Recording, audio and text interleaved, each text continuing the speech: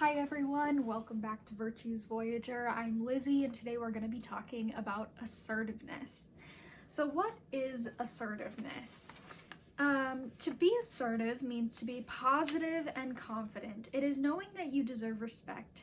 Assertiveness begins by being aware that you are a worthy person. You have your own special gifts. Only you have your unique combination of qualities. When you are assertive, you tell the truth about what is just. You don't follow others. You think for yourself. If someone is trying to hurt you, lead you into trouble, or influence you to do something you feel is wrong, you protect yourself. You show strength and do not let others hurt you or influence you in negative ways. Assertiveness is asking for what you want and need. Assertiveness is expressing your own ideas, opinions, and talents.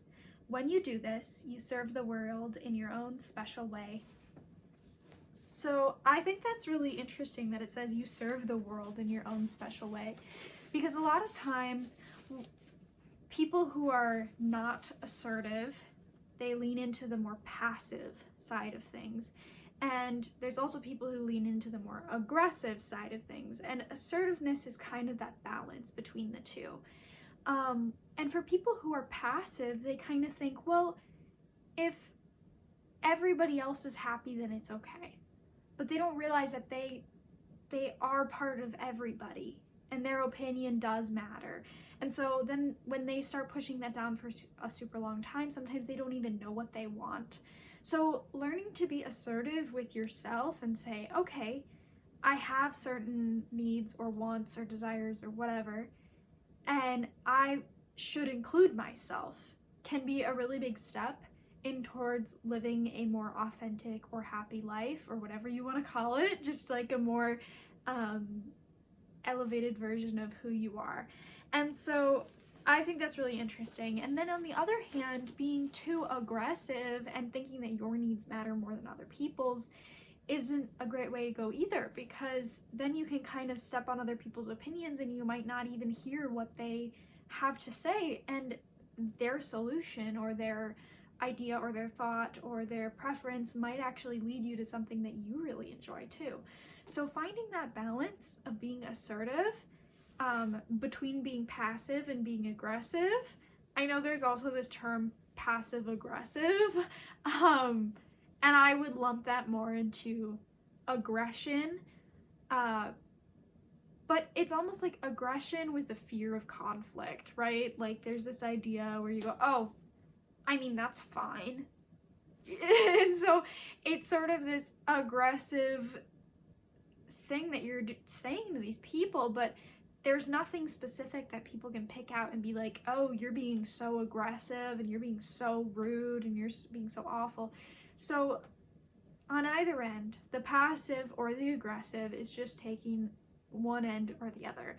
But assertiveness is right in the middle, and there's a lot of benefits to being assertive. And so I wrote down some of the benefits here. I was looking at, I believe it was the Mayo Clinic website. Actually, Mayo Clinic has a website about assertiveness, so I'll link that. But I thought that was really interesting because they thought that it was such an important form of communication to our health that they wrote an entire article on it. And Mayo Clinic is a world-renowned hospital. If you don't know of them, they have really, really well-documented research, and they're really known for their newer research that's coming out and helping complicated cases. But one of the things that I was reading about was that assertiveness actually minimizes conflict. So if you're avoiding being assertive to avoid conflict, I'm really sorry to tell you this, but that's not working. And the way that assertiveness helps minimize conflict is by being assertive. You'll see, like, as we continue to talk about specific ways to be assertive, it really states your exact opinion and your point. And when you do that and you put it out to the group and everybody does that, it gives us a fuller picture of what's going on and creates an opportunity so that you guys can kind of move forward with all of that information in the best way possible for the group or the partnership. So I think it's really cool that even though being assertive, if you're a really passive person, sometimes feels very overwhelming and like you're taking up too much space, it's actually going to minimize conflict in the long run if you can know what your wants and needs are and then assertively communicate them. So that's one of the benefits. And another benefit is it can also control stress and reduce the amount of anger, because as you begin to assertively state your needs, then those needs are either met by people or they're not, and you can tell right away. And so when you're passively kind of like hoping that people will read your mind and say, oh, I see this thing that you want and I'm gonna do it, like, that doesn't happen very often. The reality is that you're gonna sit there and you're gonna fester and you're gonna get upset that they don't know what you need, but you haven't told them what you need.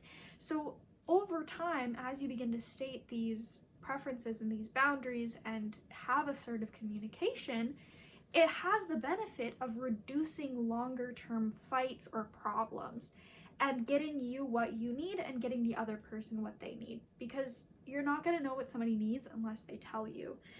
So it can kind of reduce that overall stress because people know what you need and they can meet that need for you. And if they can't, then you can go somewhere else and find a space where you can get that need met.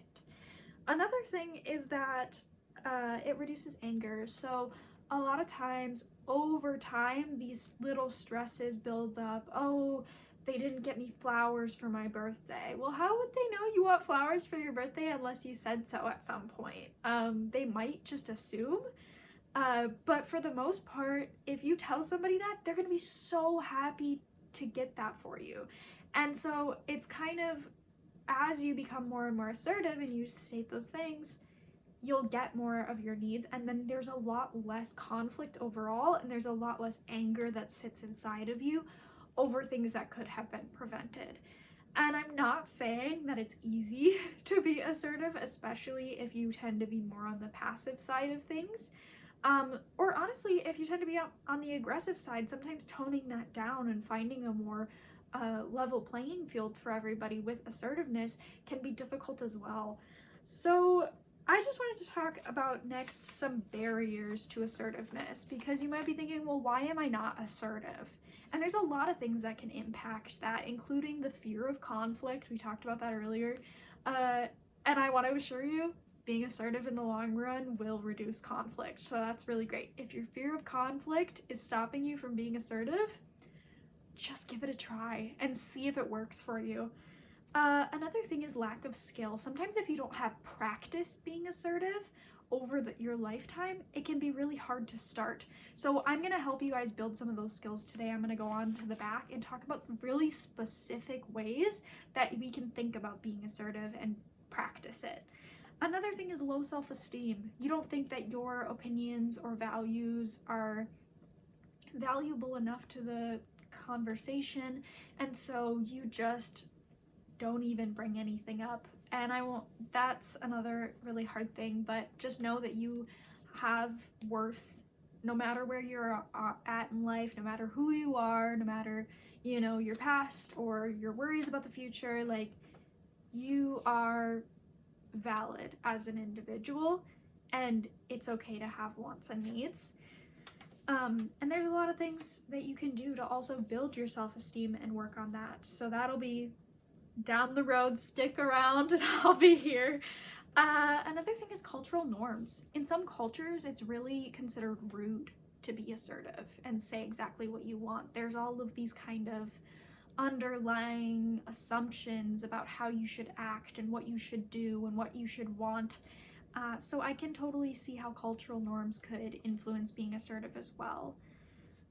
And then the two other things that I have written down are emotional triggers. Sometimes when you are so in the feeling era, right? Like if something happens and you have just a reaction inside of your body and you're really feeling that experience, it can be really hard to speak in more assertive mannerisms because it's about the feelings, not about the facts.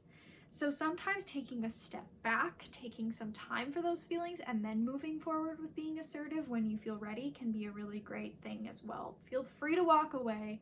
Just let somebody know you're going to come back to it, but you need a minute, and almost always they will say that's okay.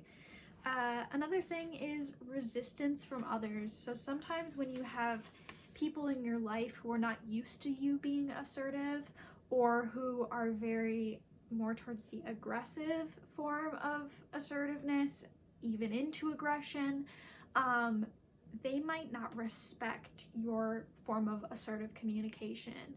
And at that point, it can be really hard because some of those people you have to have in your life and some of them you don't. And I would say know your worth and find your place with people who will respect your assertive communication style as much as possible.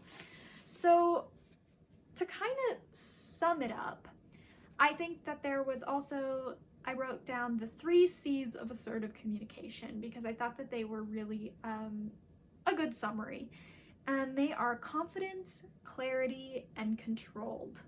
So as you are communicating with somebody, think about your worth and your confidence, the clarity of what you are saying and how you are saying it to somebody, and the control that you have over your voice and your emotions and your experience in stating your wants and needs. So those are the 3 C's of assertive communication: confidence, clarity, and controlled. And then I just dropped that.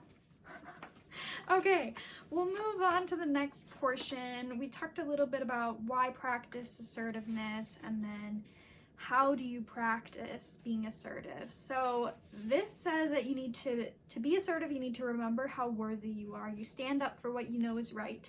You don't allow others to treat you unjustly. You set limits with others by letting them know what you will and will not do.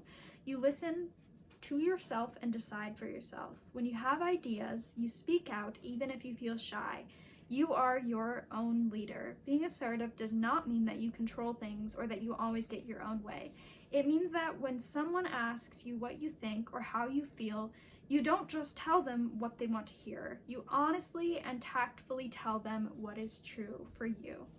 And I think that's really interesting. What's true for you, and acknowledging that what's true for you might not always be true for others. And that's another really good benefit of becoming assertive, is knowing that your truth is spoken and other people's truth is spoken, so that you can kind of come to an agreement on what the overall experience is. When someone suggests something that makes you feel uneasy, might hurt you or get you into trouble, you stop and think. You tell them you won't do it. You don't let other people bully or hurt you. You get help when you need it. You also avoid being aggressive. You don't need to hurt or boss others around to feel important. You remember the one-of-a-kind unique combination that you are. So as an individual who acknowledges that everybody has a different experience of things, I wanted to talk a little bit about concrete ways that assertiveness looks like in conversation. Especially for people who are neurodivergent, sometimes just saying things like the overall definitions that we have here isn't quite enough to help you get on the path of practicing being assertive. So for those of you who like a more concrete, okay, here's step by step what being assertive looks like and what it sounds like, I'm here for you. I get it. That's why I've done some research. So the first thing that you can do to be assertive is think about stating your point of view or request. So what do you want out of the conversation? Maybe you just want somebody else to know where you're at. Maybe you want somebody else to understand a boundary. Maybe you want to share your preference so that when you decide what restaurant to go to or something like that, you're included. So state your point of view or request. The second thing is say how you feel honestly. So when you say how you feel after you state your point of view, that might look like, I would like to go to the restaurant down the street. I feel most comfortable when we're sitting at that restaurant because I've been there many times before. Do you see how I included kind of my point of view / request, and then how I feel about it and why. And then another thing to keep in mind is to avoid words like always and never. And the reasoning for this is if I say, you never put your dishes in the dishwasher, that feels a lot different and it feels kind of attacking and almost more aggressive than if I say, hey, I noticed that you only put your dishes in the dishwasher once this week. I would really appreciate if you could help put your dishes in the dishwasher more often, because I end up putting them in the dishwasher and I feel like that's more work for me than it should be. And I have other things to focus on. Do you see how you're stating your request, you're stating how you're feeling, and you're not being aggressive and saying, you never put your dishes in the dishwasher. Like that doesn't, the person might be able to assume that you want them to do that, but shaming somebody is never a good way to motivate somebody. And that includes yourself. Shaming yourself is never a good way to motivate yourself. Another thing that leads into is speaking without judgments. So instead of saying, you're a dirty person for not putting your dishes in the dishwasher, do you see how that can be really attacking to somebody's character? You could say something more along the lines of, hey, I'm working on being cleanly this week and I would really like your help. One of the ways that you could help me is by putting your dishes in the dishwasher. So using I statements, as in I am trying to do this and I would like your help, is a lot better of a way to be assertive and kind than putting somebody else down. Another thing that if you're able to, you can do this in person, is match your body language and voice tone to the goal. So what I mean by this is even if you're using assertive statements, but you're saying them very aggressively or very passively. So an assertive statement might be, I need you to help me with the dishes this week, right? That's a very assertive statement. If you said it like really angry and like, I need you to help me with the dishes this week, like that feels very overwhelming to some people. And if you say it really passively, like, hey, I was just thinking that like maybe I need you to help me with the dishes this week, and you're like looking down or around, and that's not normal for you if you're more on the neurotypical end of things and people around you understand you that way, they can read that as being very passive. I also want to bring up that you don't have to be assertive directly to somebody's face. And that sounds really weird because it's like, how else would you be assertive?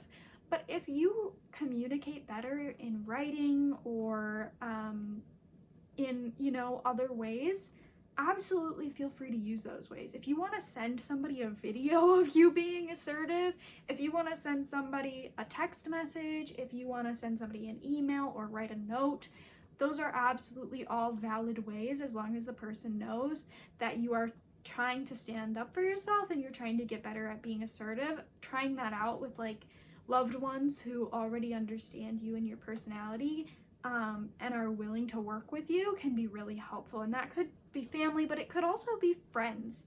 Friends are a really great place to start with that kind of stuff. And the last couple things I wanted to say about the specifics of how to be assertive is listen to feedback. So if somebody is telling you that you're being really aggressive with them and you don't feel like you're being aggressive, it might be a good time to take a step back and say, okay, am I using these steps of being assertive?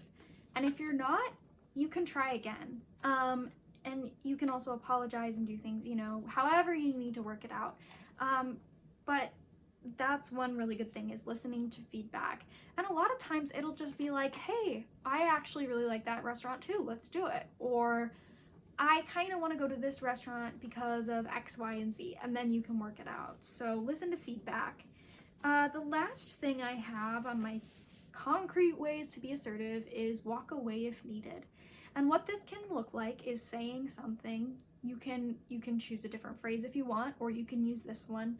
An example phrase is, I am feeling a lot of things right now and I need to take a step away to figure out how to communicate better. I will be back in 5 minutes or 10 minutes, or I will let you know when I feel ready to continue this conversation. And that can be a really good way to take a step back if things are getting kind of heated, figure out how you feel if that's a hard thing to do for you, and then return back to it with a more clear headspace.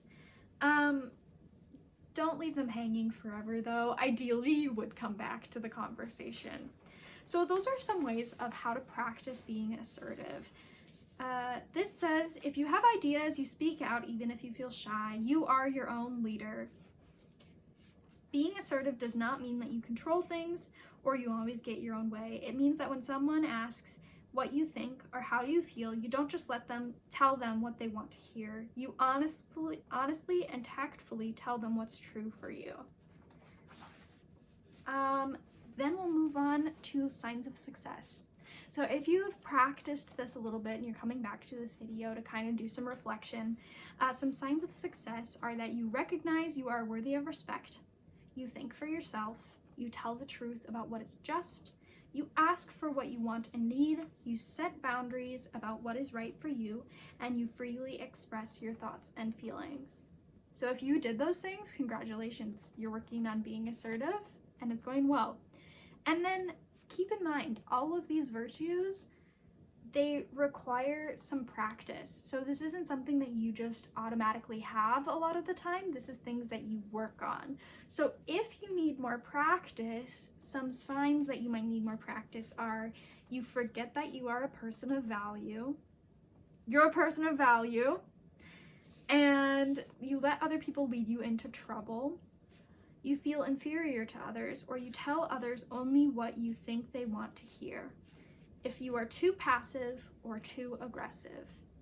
So if those things are still happening, that's okay. Just take a deep breath and try again. And as you begin to practice these more and more, they'll become easier. And I noticed that when I started to be more assertive, I felt like I was gonna panic every single time that I had to do something assertive. I was like, oh my gosh, people aren't gonna like me. And then I thought, you know what? That's just assuming that people aren't gonna like who I actually am. And if they don't like who I actually am, then do I really want them around? So that's something to think about as well. And then the affirmation for today that we'll close off with. The affirmation is, I am assertive. I think for myself and do what I feel is right. I tell the truth about what is just. I know I have the right to be treated with respect. I'll read it one more time. I'm just letting it sink in. Sometimes I have to read things more than once. I am assertive. I think for myself and I do what I feel is right. I tell the truth about what is just. I know I have the right to be treated with respect. Yeah. So, thank you for joining me. I wish you the best of luck with being assertive and with practicing that. If you have any questions about being assertive, if you have any wins, like, oh, I was assertive this week and it was really hard and I did it, I'd love to hear that kind of stuff. If you have any difficulties with it and you're like, I just can't get past this one thing about being assertive, also let me know. And you can also talk to friends and family about it. More people are willing to talk about these kind of things than you'd think, and it can be really cool and open up some interesting conversations. So if you're looking for more examples, you can always ask people, hey, I was wondering like what being assertive means to you, or could you give me an example? I'm trying to be more assertive. Could you give me an example of what you think assertiveness it looks like? And that can, yeah, you can hear some really interesting stories, especially grandparents. Ask your grandparents. They have so many interesting things to say and so much wealth of knowledge. And on that note, thank you for joining me, and I'll see you all next time.